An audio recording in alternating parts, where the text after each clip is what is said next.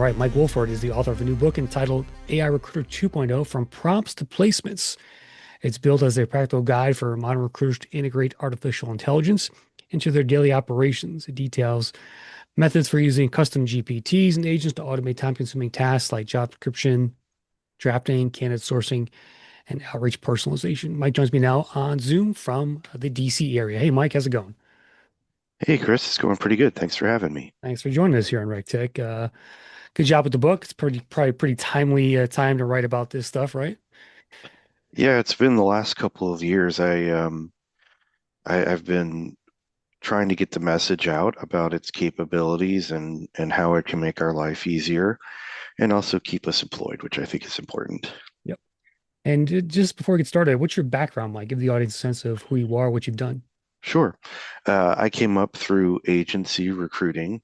That's where I started my career. I've been a recruiter, a sourcer, a recruiting manager, a sourcing manager. I was the sourcing manager at Twitter. And then after that role, I've been in labor market analytics and artificial intelligence. What was going back to your Twitter days there? What year was that? And I was at Twitter in 21, 22, so just as the end of an era. yeah, yeah. What was that experience like? It was in some ways the best job I ever had, in some ways the most challenging. I led the platform sourcing team, and I worked with the best team I've ever had. They were each and every one of them phenomenal. I used to get emails from their support teams threatening me with physical violence if I ever removed them. Hmm. you know.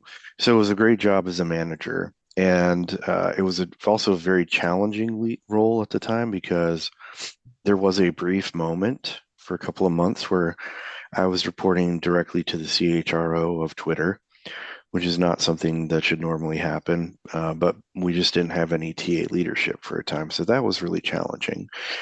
Um, but as far as the day-to-day went, that was, I would say, my favorite job. Yep. And you've written a lot too. You wrote for Recruiting Daily for a while too, right?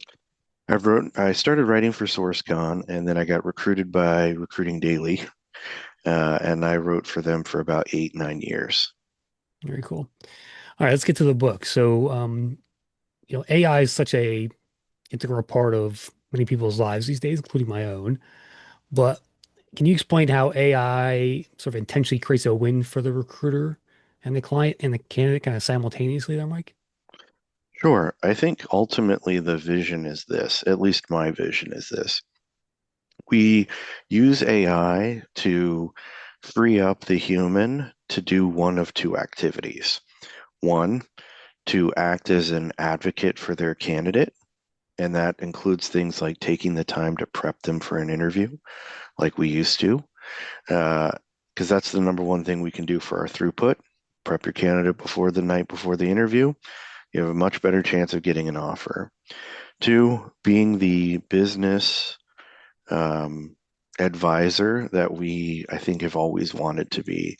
So that means being equipped with data and with solutions and information that helps that leader make a decision. So these are things that are really the value add of our profession, but we're busy scheduling and tracking down feedback and doing research to find prospects. So there's a lot of one of the reasons I moved from recruiting into sourcing originally is I felt like recruiting was just becoming a lot of paperwork. And I wasn't a paper pusher. I liked talking to my candidates and I liked interacting with my hiring managers. That's the job I enjoyed. And I think the good news is that if we can apply the technology correctly, then that's the job that we get to have finally. Very cool. You open chapter one with a story about two Mondays, the life of a recruiter named Jordan, one before AI, one after. What's the big difference there in Jordan's day? Not in terms of speed, but in where she spends her mental energy. Yeah, with people. That's the difference I was hoping to highlight with the story is in scenario one, pre-AI, we have to do everything for everybody at every stage. And it's just a lot of administrative work is where our time and energy gets spent. Whereas if we could build systems that are empowered by AI, then we actually get to spend more time with people.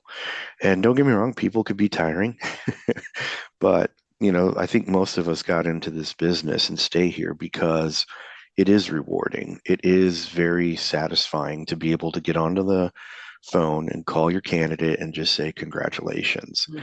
And to me, that's where we want to be spending our energy. Like we all love that dopamine hit. We all love helping people, and that gives us the best of both worlds in my mind. So, short answer is this helps us help more people.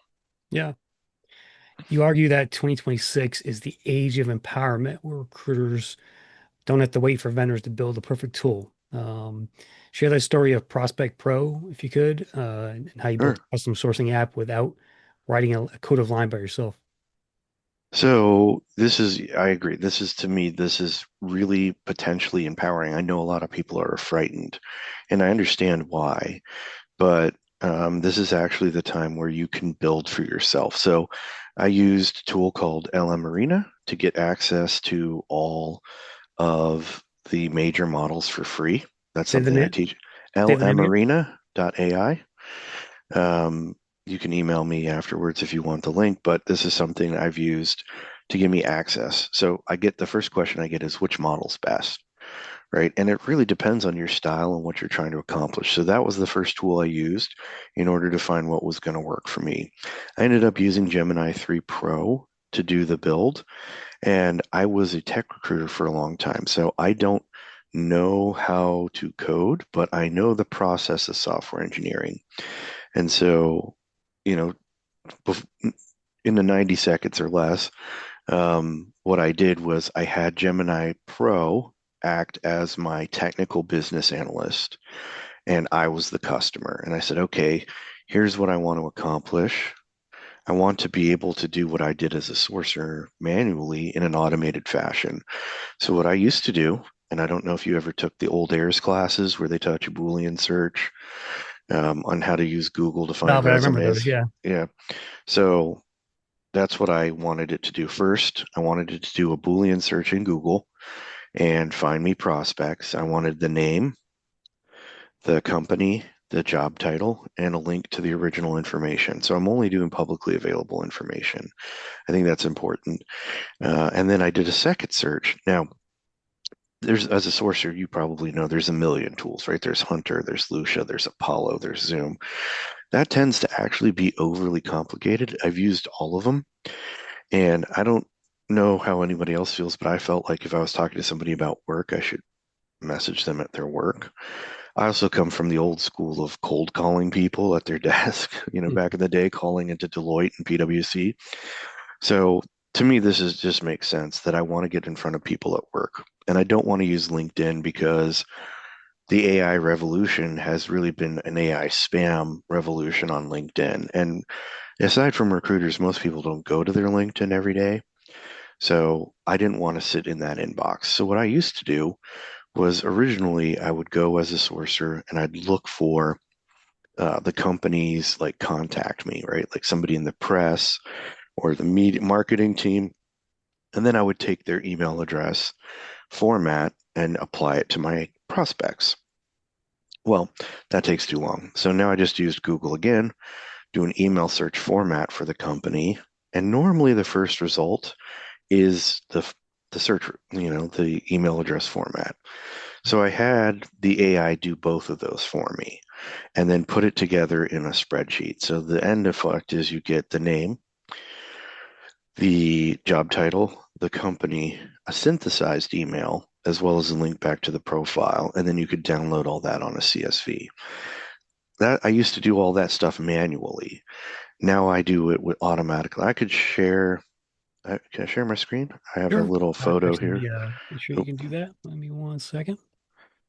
so I All right. anticipated Okay. that might be a question. So, and again, everything I'm sharing here is publicly available information. I'm not giving away something that's secret, but this is what the search results here would look like. So I searched staffing in Atlanta for the VP of sales and then find the prospects. And then, it just gives me the name, the job title, synthesize email back, and then I can export all of that. Hmm. So again, this is to me really empowering. I used to spend 2 hours a day doing that type of work when I was a sorcerer, manually Now, sifting through it. yeah, Now, how big, how many, I mean, that prompt you used to create Prospect Pro, like walk me through that a bit. Was it one prompt? Was it a series of prompts? it was Uh, one prompt to actually create it. So I went back and forth with Gemini 3 to have it act as my technical business analyst and come up with a technical requirements doc, right? Mhm. Because if that's what you were a client and you were going to a company to build you software, that's who you'd talk to. You'd talk to the technical business analyst. They'd ask you a bunch of questions and then they'd come up with a requirements doc. Gemini 3, in my opinion, was really good at doing that. And then I had it create a prompt for Lovable. Now, I pay $50 a month for Lovable. You could pay $20 a month, but it's a very good base. And And so, Lovable is explain what that is for the audience as well. yeah, So Lovable is a tool specifically for building apps and web pages. That's all it does. you just type in So, what you want and it basically builds it on the fly and right. spits out the website for you, the web page or whatever you're building. Yeah, it's really phenomenal. And so, but normally prompting, we don't have enough detail in our prompts to really create a full product, which is why I used Gemini first. Then it created, the page and a half long prompt, and it was like, use React in this, and here's the color scheme, and use this database. And it gave me all the technical details I wouldn't have thought of as a recruiter. And then I used that to start. And then from there, I had to learn, and I had to have Gemini teach me, okay, what's web hosting? How do I hook it up to pay? How do I get it to search the internet? And those were different tools. It was like Serper and Supabase and Stripe and Vercel, right? There were some things I had in GitHub that I had not used before, but none of them cost me really any money. And it was just a matter of knowing it. So once I knew it, I went in, created an account, got the API for whatever function I needed the tool to do, put it into Lovable. It was like, hey, by the way, this isn't secure. You need to create a secret file where nobody could just copy paste your API keys. So that was what I thought was even better about it was like it knew what I had forgotten and what I didn't know. And it helped me create a secure app that's now live. It's hooked up to the internet. It could search the internet, and you're never going to get in trouble for it because Google can search LinkedIn all day, Yeah. right? You're never going to get tagged for that. So that's an example of, and it took me my first time. That was my first time building an app all the way through. It took me about 5 hours. So the And first time you used Lovable was you came out with Prospect Pro at that, on your own at little the end custom of app. it, yeah, I Sure. was using it before. I was dabbling before. But when I finally sat down and said, okay, I think it's time to code. I think it's time that this can actually build product. And I wanted to see if I could do it. Yeah. So it took me about 5 hours on my first try, but now it's probably about an hour and a half to build an app, which is insane. Yeah. I mean, you used to have to go to college for 4 years, and then you used to have to be part of a team, and it would take months and cost tens of thousands, if not hundreds of thousands of dollars to do. Now, a person who's not a software engineer, as long as you have a clear idea of what it is you want, you can build it in a matter of hours for less than $100. Yeah. That's And phenomenal. we're coming to a point here where, software vendors may not exist in 10 years. Like you're going to have access to AI. You just tell it what you want it to build. Tell it what software you want. It's going to make it for you. Right, Mike? Correct. This is to me exactly why you've been starting to hear that SaaS is dead, and this is why. Um, Agentic AI is a replacement for SaaS. So I can't remember what happened, but somebody built a Spotify clone in like 5 minutes, right? This is the level of technology is going to be crazy. The cost should come down. So if you're still paying thousands of dollars a year for access to a tool, I would say now is the best time to consider learning how to do this or having someone on your team learn how to do this and save yourself a lot of money. Because another way we can stay employed is by becoming cost effective. Yeah, I could see the title like prompt engineer being companies having these just people like yourself who know tech, who don't we can't write code but know enough to create the prompt correctly and things like that. I think that could be a job title of the future here, I think. Yeah, I mean, and the crazy thing is, I didn't even really do the prompting, right? I just did the ideation. And that's, I think, where we're going to come in because we're experts in our Mm, fields in a way that nobody else is. And so now that the cost is relatively low, you can afford mass customization and take your personal expertise mm. and your personal situation and build things that are specifically for you and maybe your team. Yeah. In chapter 2, you talk about this prompt pyramid consisting of task, context, constraints, example, and output. Why is the context layer specifically telling the AI who it is and who the audience is often the missing piece here that leads to generic results when you're doing some of this stuff. Yeah, that's a good question. It's because of the way the system is built. It's a mathematical model of language. It's not really understanding what you say in the truest sense of the word. All of the models are the same these days is called pre-training data, and basically they've uploaded the internet, every library, every article, every Wikipedia, every Reddit, right? Every tweet into a database. And what it's doing, as far as we can understand, is it's mapping the connections between the words. So it doesn't really understand in a conventional Mm. sense like we do. Rather, it's mapping out the relationships of language using mathematical models. So an example would be, let's say, of the word apple. Then imagine X, Y, and Z axis, right?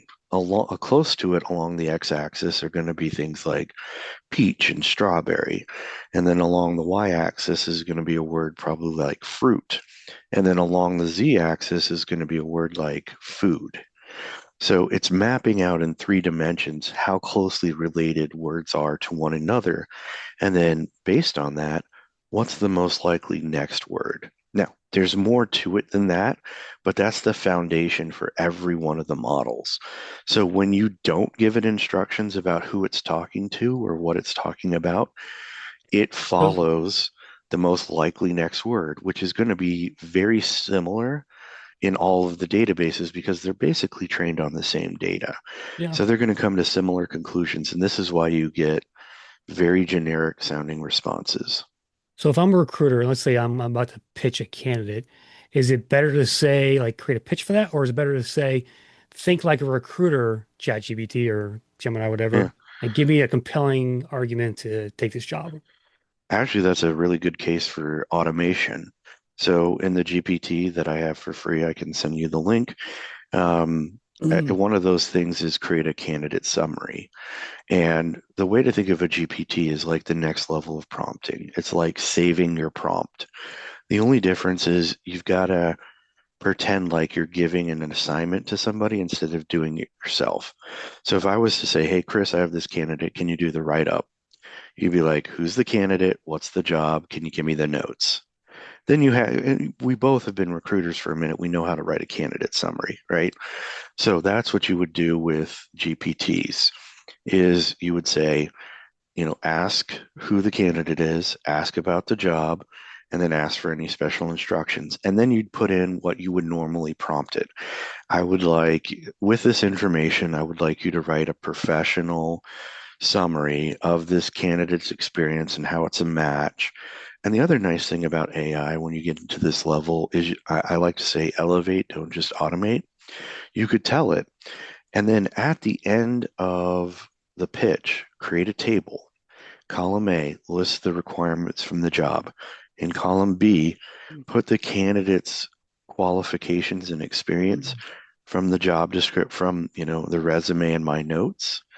Um, in column B, and then in column C, put a percent match between the requirements and the skills. And that actually not only is faster, but it's also quantitatively better because if you send that to a hiring manager, And your candidate is an 80% match or better on everything from your ability to screen and identify at this point in the process, they're going to have a very difficult time saying no to that candidate. So not only is it quantitatively faster to get it done because you could just create it as a push button, it's just going to ask you for the info. You give it the info, it's going to create in a few seconds, you're going to have your pitch, but you're also going to have that table. And so this is what I really think is one of the things that's really empowering about AI is you should think about it as a way to empower yourself to do the best possible job. Totally agree. Totally agree. Mike, you probably know a lot of recruiters. Have you come across one prompt or use of AI that kind of blew you away or surprised you or was very creative? Well, it's not prompts because we're really behind on prompts. Prompts are for grandpa, and it's quaint. It can be done prompting, but anything that you're doing repetitively, you need to create as a GPT. Um, I've seen some pretty creative use cases. I've seen people put together an entire interview process. So they'll put in a few questions and then it will come out with questions for the interview, suggested interview panel, process, and then the rubric around the interview answers, and it'll create the actual rubric for you. I thought that was pretty creative. I've seen another one where one of my students uh, took all the resumes of everybody who worked in the company and Hmm. they did a skills assessment and then where are we lacking? So That's here's what interesting. we do. Here's what everybody in the company has experience doing.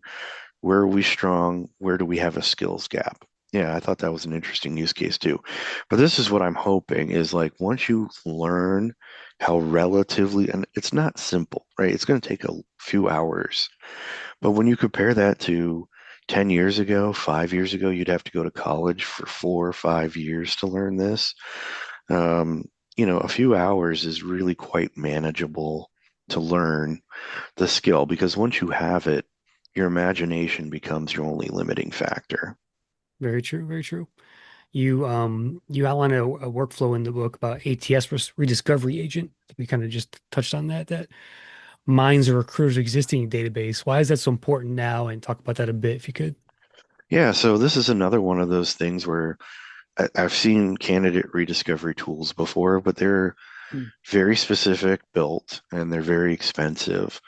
Whereas an API or an MCP is going to be the new term. MCP is the new API. MCP is multi-context protocol. It's API for AI agents. And what that will like traditionally, if you searched an ATS, you'd get a certain number of search results as a limit, 500, 1,000, something like that.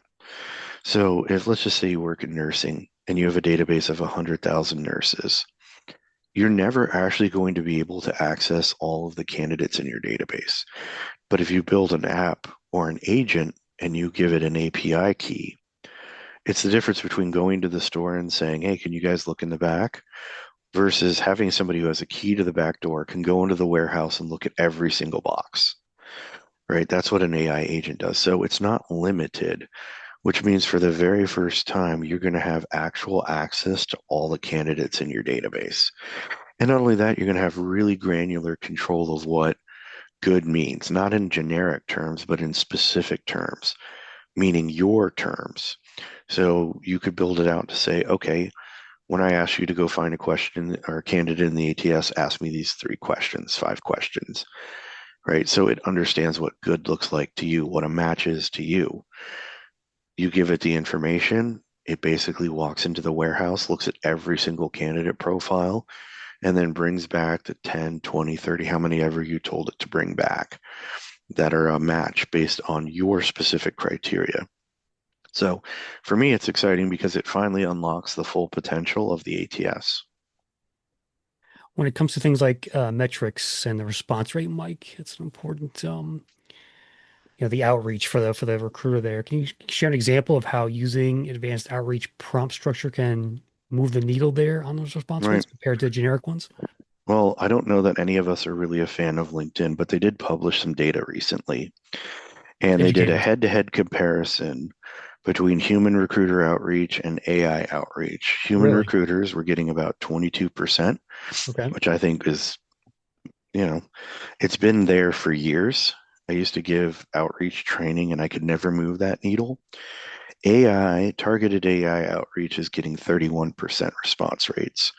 So it's already, and people have started to realize that AI sameness is a problem, and vendors have started to adapt so that it's a little more unique and not as generic sounding, which I think is nice. Yep.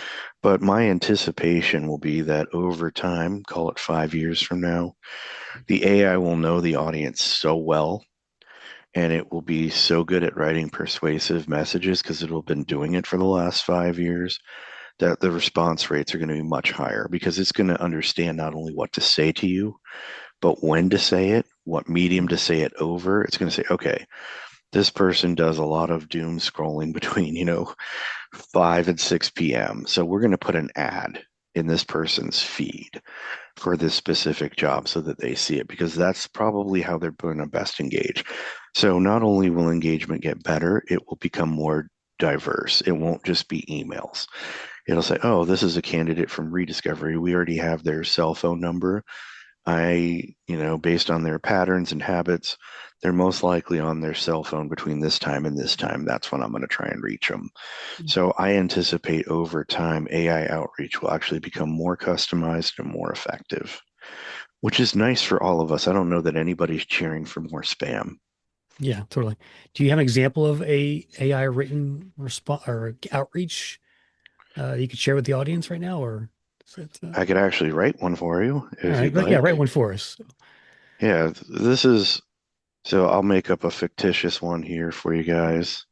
I'm going to go to the AI recruiter. This is a free tool for anybody to use. And I'm going to ask it to write a recruiting email. So people And it's who going build stuff on Lovable can share those apps, I guess, with the public. yes, but this is in Okay. ChatGPT. This is in the Oh, okay. GPT store. Oh, okay, I see. Mm. So this is asking too many questions, but I'm just going to say it's going to go to and then to um, temple. Base window number one, Jedi Master. We have a cool temple light. Okay, what are you writing there? Explain that. So it's asking me who's the recipient. So I said it's Mace Windu. What's about the role? So it's a Ah, Jedi Master, and like what are this location, remote, compensation, right? And then the key selling points, cool temples, and we basically fly. And then number three, it's asking me for any special instructions. So I'm going to say, in the voice of Master Yoda, use emojis. And this is just a sample, right? yep. Now, interestingly, some of these more simple tasks can be done faster with an older model, but here you go. This is just generated and you would copy paste. And now let's just say, oh, I'm like, oh man, you know what? I really didn't want it. And I even knew purple for Mace Windu. I thought that was pretty clever. Um, Subject is what does it say?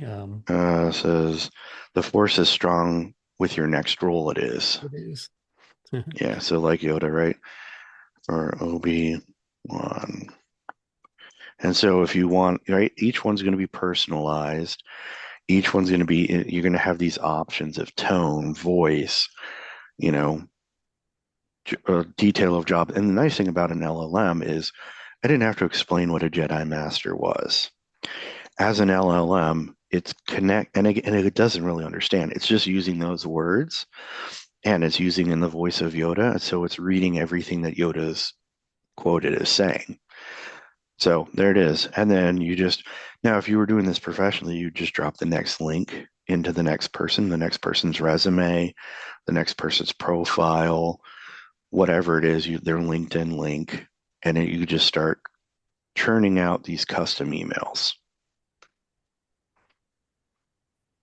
All right. Again, much more engaging. It's not, I hope this message finds you well, right? And this is where I think you're going to hear Albert Einstein a lot more. Imagination is more important than knowledge because that's how you're going to get the best responsible or responses now is you're going to have to be creative. For nurses, I put to create a job description, like a patient chart, and use a joke that only a nurse would get. And sure enough, it formatted it like a patient chart and it put some joke in it that I think would probably be hilarious to a nurse, but I just didn't get. That's And clever. I yeah, still it's just I still remember my recruiting days, and the 1 hour each I still remember was I think I was recruiting for a network engineer maybe, and his profile had a ton of like Microsoft certifications on it. So I think my initial line or subject line was "All hail the Microsoft certification king." right. He got back to me within like an hour. It Yeah, was I had one engineer in a red shirt. That was his moniker. And so my subject line was, live long and prosper in a red shirt. All right. Exactly. And that's the we do that kind of when we can, but this is a way to scale it. yeah. Well, good stuff, Mike. Tell everyone where to get the book, and appreciate you joining us here today in RegTech, dropping the knowledge. For sure. The book is going to be on Amazon and Barnes and Noble. I'm actually still in process of having it edited. Ironically, it takes longer to have it edited and published than it does to write now. But you can read. What's your other book called too? You have a second, because you have a second book, right? I have 5 books, Oh, but 5 books. Okay. there's the AI Recruiter and the AI Analyst are both available on Amazon. The AI Recruiter 2.0 will be on Amazon in the next week, maybe two tops. And then the next book is called Generative Sales Pro, which is going to be shorter, but it's going to be a very specific guide to prompting, building GPTs, and building apps. Awesome. Well, we appreciate it. Connect with Mike on LinkedIn. We'll throw a link in the show notes there to all his stuff. And Mike, appreciate your time today. We'll leave us with one more nugget as we head out here in terms of AI and recruiting. What do you got for us? Sure. I would say that you should think about all of the manual work that you do and how you do it, write that down, and then automate it. That is how you get the actual value out of AI, is creating things that are specifically for you. The vendor landscape is completely and totally overwhelming right now, and there's no way to understand how it's going to work for your situation.